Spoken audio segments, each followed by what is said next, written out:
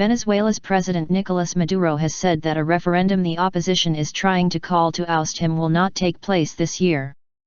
There was no time to organize the recall referendum, said Mr Maduro.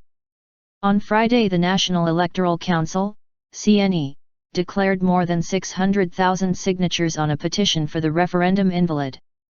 The opposition says the electoral authorities are working alongside the government to derail the process. Opposition leaders say their signatures on the petition have also been invalidated, revealing the Electoral Council's bias. Former presidential candidate Henrique Capriles is among those who say their signatures have been ruled out for failing to meet the requirements. The Speaker of the National Assembly, Ramos Allup, described the move as shameful and a provocation. Timing essential. President Maduro accused the opposition of fraud and said he would ask the Supreme Court on Monday to annul the process. If they meet the requirements, the recall referendum will take place next year, said Mr Maduro at a rally in Caracas. If they don't meet the requirements, there will be no recall referendum, Timing is essential for both sides. If the referendum is held by January 10, 2017 and President Maduro loses, a new election will be called.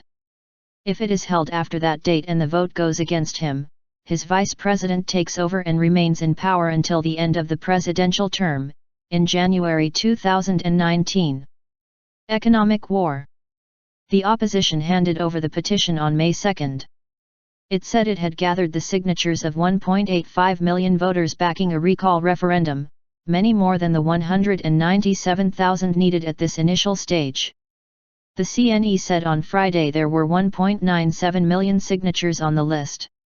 The voters whose signatures have not been struck off by the CNE, more than 1.3 million people, will need to turn up at regional electoral offices to confirm their identities later this month.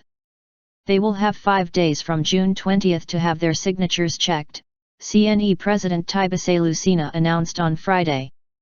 Mr Capriles urged voters to get ready to comply with the CNE demand and go to government offices to have their identities checked later this month. Venezuela is in a serious economic crisis, which the opposition blames on mistaken left-wing policies of Mr Maduro and his predecessor, the late Hugo Chavez.